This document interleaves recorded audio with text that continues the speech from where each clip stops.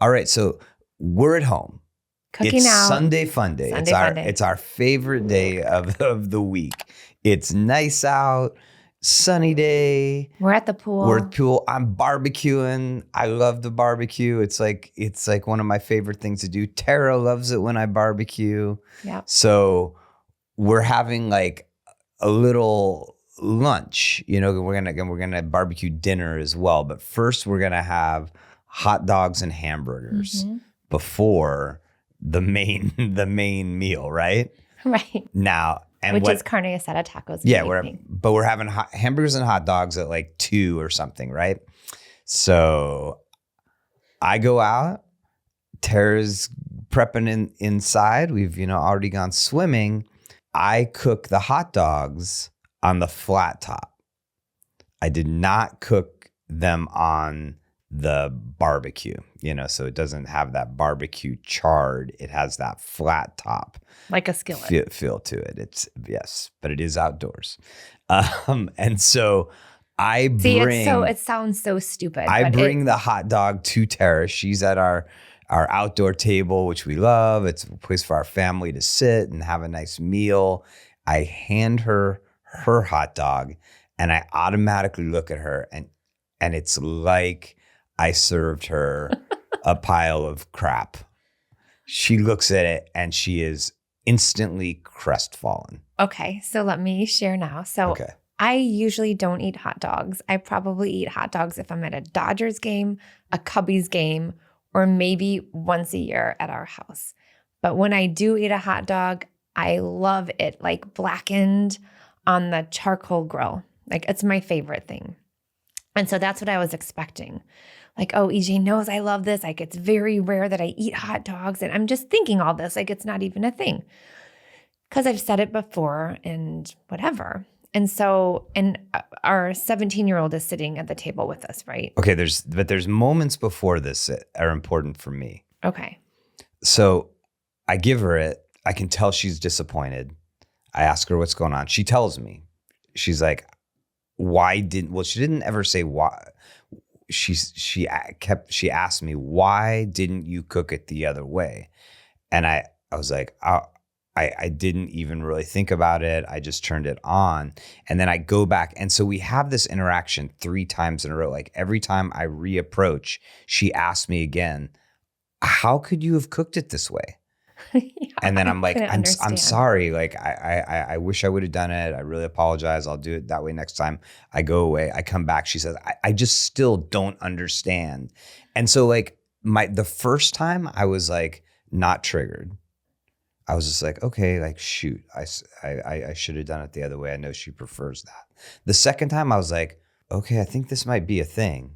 The third time I got triggered. I was just like, okay, like, what's my way to get out of this trouble? Because I feel like I'm just kind of getting repetitively hit over the head with this. And so that, for me, that was an escalating trigger of getting confronted with the same question and not being able to provide you an answer that was helping. So when EJ gets defensive and it's in front of 1 or 2 of our kids, then I automatically start to feel like, oh my God, they're going to think I'm this like controlling monster. Like it's not really about the hot dog, but I felt humiliated in front of the kids when the defensiveness happened. And then I got really sad. And then I had to go in and I had to I did my code word. And I was like, what is happening right now? Like I feel humiliated. I feel really sad. And I feel really confused. That's why the confusion piece kept asking me like about the cooking process. But, once I took my time and I came back to you and I told you what was really happening, right? So then you walked back in. I knew that we were in tension, but I thought we were going to make our way through it. And then you looked at me and you were like, I am humiliated. I feel humiliated. Yeah, I feel humiliated. And it's that thing that happens like with, I don't know if any listeners can relate, like where you're having this emotional reaction and you feel like you're the monster, you're the dramatic one in the family, you're the one that like is losing their shit all the time. That's like, I was feeling that and I was just like, no, like I just know how I like my hot dogs, but it really was about you and I like being attuned to each other. Because after the end of my processing, I was like, do you not even know me? Like, again, it really wasn't about the hot dog. It was like me feeling like I'm invisible, right? All of my negative core beliefs getting like I'm invisible, I'm insignificant, like my needs don't matter. All of that stuff came up about a stupid hot dog not being charcoaled. Like, are you kidding me? Yeah. But this is where, like, if you don't do that next part of it, it can send you, right? I could have been like, God, what a jerk. Like, he doesn't know anything. He's just taking the easy way out. He didn't want to do the barbecue because it's too much work. Whatever my story could have been. Went through my process. It has anything to do with the hot dog. It hit me at a place where I'm just not important, or my needs aren't important. And then I was like, God, but I know EJ loves me. And I know that he did not do this on purpose to hurt me. Right. And this is how I start coming out of my own pain and suffering. And for me, there was also a moment where I did a 180. And I think all I can do is take responsibility for what I can take responsibility for in a situation like that.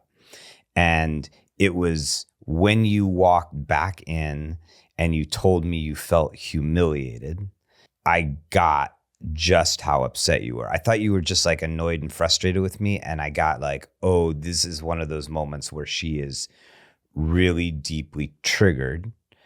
And this is the whole getting better and understanding things from the past. So then I accessed things that you've shared that I've done, that family members have done to you, where like you have a preference and they don't honor your preference whatsoever. Mm-hmm. They put somebody else's preference Always. first, and how like just flooring that is to you.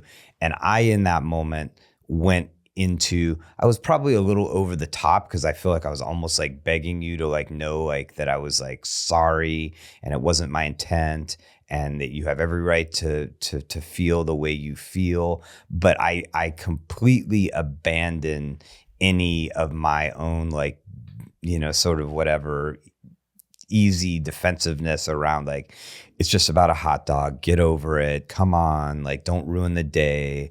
I let that go completely, and was like, I validated everything. I mean, that was like my goal in that moment. And that was what I've learned in the past, was validate that the way I talked to you in front of one of the kids felt humiliating, that you felt really unimportant and not cared for and not understood. Yeah. And that if I really loved you, I would know these things about how you prefer, what your preferences are.